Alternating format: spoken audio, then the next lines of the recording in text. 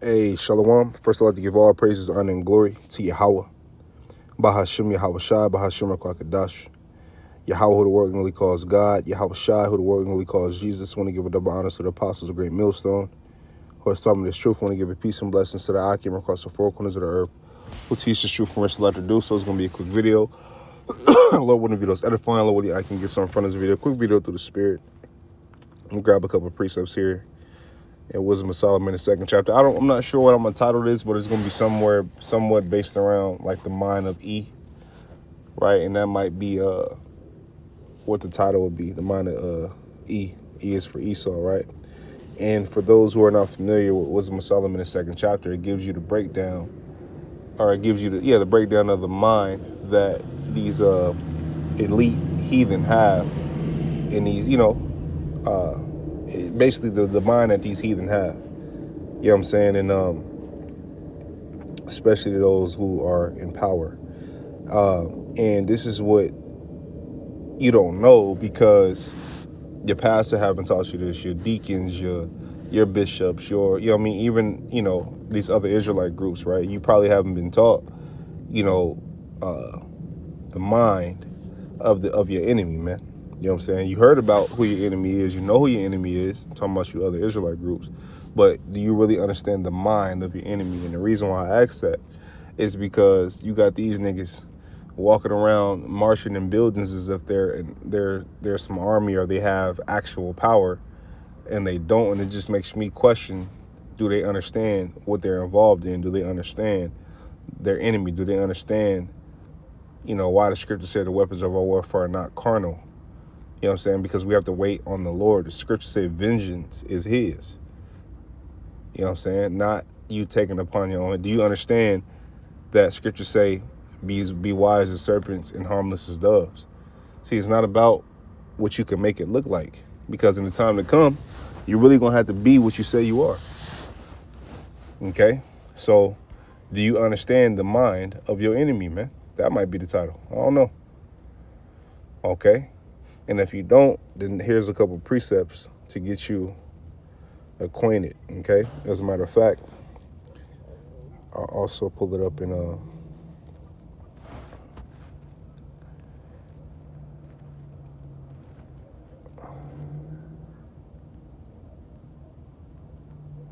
I'm tripping.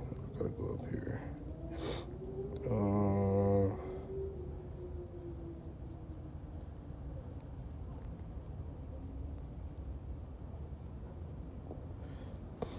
I might just get it in the KJV only, wicked people. So yeah, I'm gonna get it here.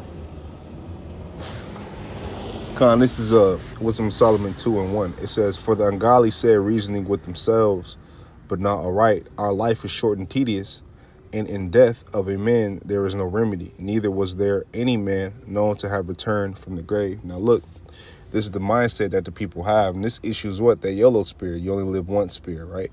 Which this is a faithless mindset to have, and this is what's being pushed on the world. Okay? That's part of the poison of this place. When you go to Psalms 58:3, it talks about the poison. Yeah, right? That's part of the poison. That philosophy, that way of thinking will have you living lewdly, man. Okay? Or living recklessly. Okay? That'll have you thinking you can get over on people. That issue, that right there is a root to a lot of bullshit. Having that mindset. Okay? 4. I'm gonna get what I got highlighted. It says, and our name shall be forgotten in time, and no man shall have our works in remembrance, and our life shall pass away as the trace of a cloud, and shall be dispersed as a mist that is driven away with the beams of the sun and overcome with the heat thereof. It says, for our time is very slakia. For our time is a very short slakia. For our time is a very shadow that passeth away, and after our end there is no returning. For it is fast sealed, so that no man cometh again. Okay? So this is what, again, this is breaking down, that mindset, right? This is, see how it get worse. See how they, gradually start issuing and, on why they would try to convince you that it makes sense.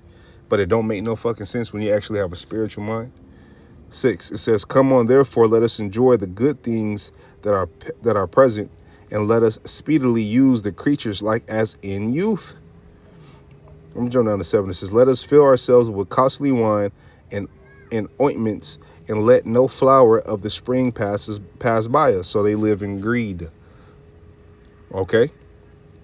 They live in greed and they live lewd. 8, it says, let us crown ourselves with rosebuds before they be withered. Let none of us go without his part of our voluptuousness.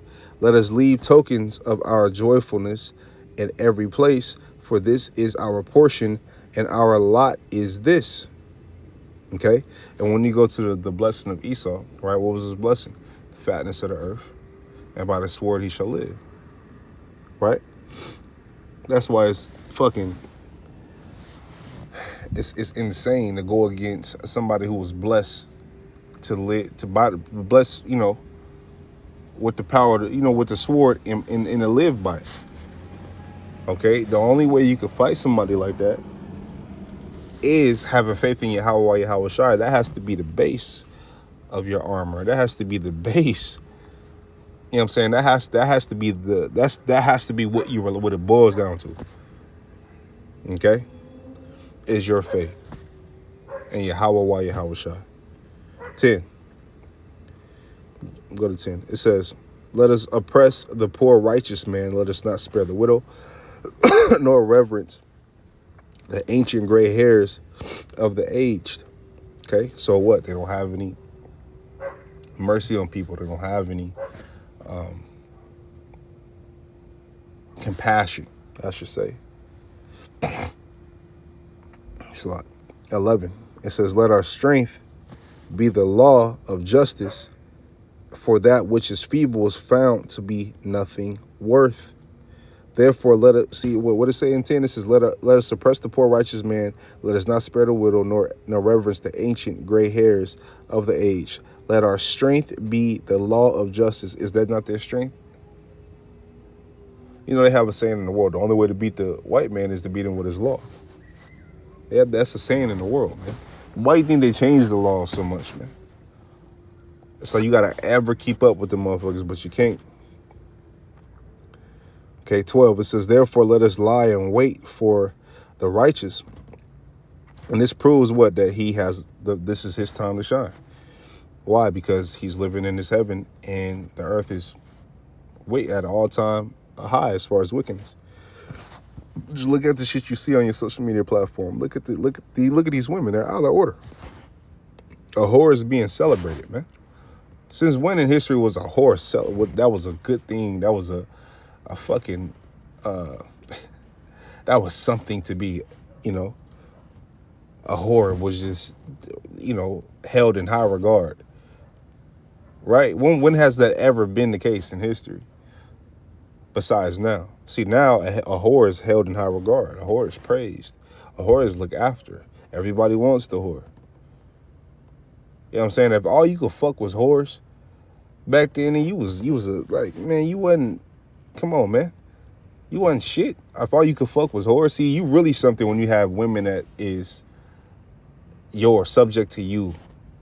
A whore subject to any nigga with money. So guess what? When you leave out of that broad, it's going to be 5, 6, 7, 8, 9, 10 more motherfuckers who go inside that broad. A whore is a door that never closed, home team. Ever. So you never brag about fucking whores. That's no, everybody can fuck them. It's not, it's not a hard thing to do. You know what I mean? But I tell you what is honorable, having women that's in pocket that's yours. Like King Solomon. He had 1,000 women, 700 wives, 300 concubines. That was his. You know what I'm saying? Then the Queen of Sheba came and met him, and she had power where she was from. And he didn't do nothing with her, man. You understand what I'm saying? See, the Queen of Sheba now, will in this present time, will be a high up bitch, man. You know what I'm saying? Who all these whores desire to be. You dig? And she still wasn't enough. Because it wasn't right for, come on, man. It's a filthy broad, man. And there's nothing honorable about it. Okay? Wisdom of Solomon 2 and 12. It says, therefore let us lie in wait for the righteous, because he is not for our turn, and he is clean contrary to our doings. He upbraideth us with our offending the law, and objecteth to our infamy the transgressings of our education. Okay? It says, therefore let us wait. Let us lie in wait for the righteous, because he is not for our turn. Why? Because the righteous is, the rebuke. The righteous is, the righteous will call some bullshit out that'll disrupt all the wickedness. What you think the prophet's doing? We're disrupting the wickedness. It's making, people who tune in and who like the video or who watch the video or go out to the highways and byways and watch us teach and speak, that actually listen, right? When they believe and they change their ways, the society don't benefit. Esau don't benefit from that. He benefit from a motherfucker doing wicked, man. Because the more wicked shit is, the higher confusion gonna be. The more righteous thing is, the less there's no confusion in righteousness, man. Okay? 13, it says, he professeth to have the knowledge of the Most High, and he calleth himself the child of the Lord, which we do. He was made to reprove our thoughts. He is grievous unto us, even to behold. Yeah, they see videos, they watch videos, they study videos, but they don't understand the truth, because none of the wicked should understand. But what they do, they take pages down. They limit how much videos you can put up a day, do a bunch of different things, man. Okay? Oh, you said this is offensive. This is it. How? How is this offensive? But yet you could turn on a rap song right now that you guys profit off of, and these niggas shooting videos at grave sites. These niggas is, talking about sliding on their ops and what time they did it and how the op looked when he got popped and what shell he shot him with, and caught him in the back of an Uber and all kind of shit. But yet y'all let this shit play and make this shit popular. But it's wicked, man. But let us tell an ounce of the truth. It's going to be a problem. Because as long as you are wicked, you could profit at a high level in this world. You don't know not one righteous elite man. You do, because the righteous is not, it's contrary to the way of this world. Now I'm not saying the Lord can't do that, because we had Daniel in high places in Babylon, right? And he was a righteous man. So I'm not saying the Lord can't do that. But in all, in this wicked ass society, is like you don't currently have one at the top like that, man. There's so many abominations you got to commit, and so many secret society things you have to fulfill, and shit that'll make your stomach turn that these people do, man. Okay, Wisdom of Solomon 2 and 14, it says, he was made to reprove our thoughts. He is grievous unto us, even to behold, for his life is not like other men's. His ways are of another fashion. What did Antiochus do when you read in First Maccabees? What did he do? What law did he put down? He said, basically it's illegal to serve the Lord. That's what they made. They made it like that, man. Yeah, I'm saying, like, so if they didn't feel like our ways was of another fashion, and they didn't feel like, basically if they didn't feel like our ways was of another fashion, then they would agree with it. But they don't agree with it.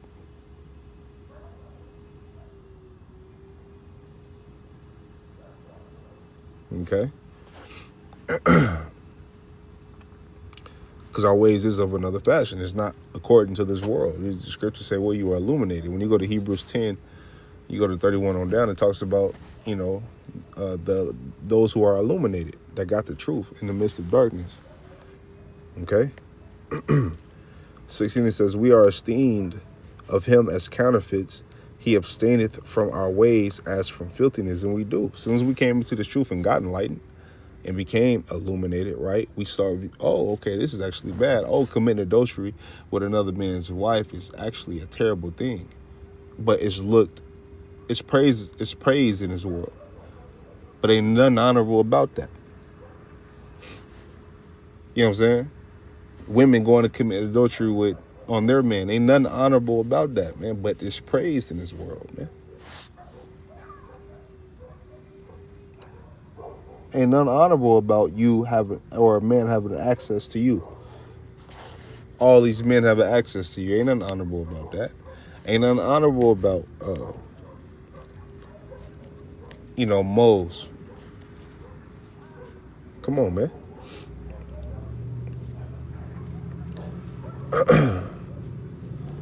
We are esteemed of him as counterfeits. You know what a counterfeit is. He abstaineth from our ways as from filthiness. He pronounceth the end of the just to be blessed, and maketh his boast that the Most High is his Father, and the end of the just will be blessed. Scripture said. Okay, they don't like that, man.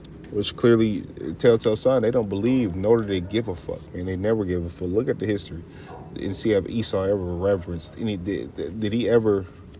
Was he ever right, man? They ain't give a fuck, man. They don't value the law. They don't value the Lord. They value their law and their beliefs and their wickedness. That's what they value, and they want the world to value it. That's why they want to eventually push the CHIP on you, because it's like you bow down to them as God, and that's why you'll be destroyed for taking that. And you got people who walking around with it, man, who are already marked. It's over with. It's over before it started for these people, man. Wisdom of Solomon 2 and well, that was the point, man. That was the point in 16. Okay, let me go here in the video. Go to Obadiah. Go to the point. This is Obadiah.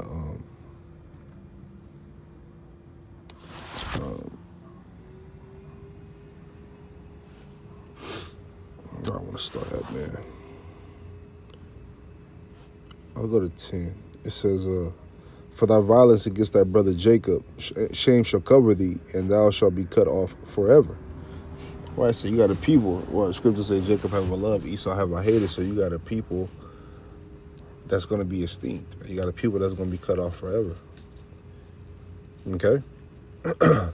Obadiah 1 and 15, it says, for the day of the Lord Yahweh is near upon all the heathen. As thou hast done, it shall be done unto thee. Thy reward shall return upon thine own head. For as ye have drunk upon my holy mountain, so shall all the heathen drink continually. Yeah, they shall drink, and they shall swallow down, and they shall be as though they had not been. They're going to be in a worse, fucked up position, man. And they're going to be as though have they not been. Right now, come on, man. Look at the representatives of the world. They're all heathen. When they go and talk about these NWO meetings and all this shit, look at it, man. Look at the representatives of the world. They're all heathen, man. But it's going to come a time to where none of you heathen will be in power, but you'll only be in subjection underneath the Israelites, the true biblical Israelites, not the small hats, man. Okay? It says, let me go down to 18. I'll go to 17. It says, but upon Mount Zion shall be deliverance, and there shall be holiness, and the house of Jacob shall possess their possessions. It says, and the house of Jacob shall be a flame. Go to read Isaiah 60. You can start at 10 and go down. You really start at 1 and go down. That's a whole chapter of basically punishment, how the heathen gonna be in subjection, man. Slavery, basically. Okay? 18, it says, in the house of Jacob shall be a fire, and the house of Joseph a flame, and the house of Esau for stubble, and they shall kindle in them and devour them, and there shall not be any remaining of the house of Esau, for the Lord Yahweh have spoken it, man. know what I'm saying? So there's going to be no more remaining of these people. So you can just imagine how wicked these motherfuckers is, man. For the Lord to get rid of them. Okay? And this is who's running the world, and this is who these people is running afterward as far as with their actions, and there's a punishment for that. Okay? So with that, man, load the videos edifying, loading. I got something from this video. I want to give all praises, honor, and glory to Yahweh, Bahashim Yahweh Shai, Bahashim Makwakadash. Tell you brothers, keep pushing on to the next. Shalom.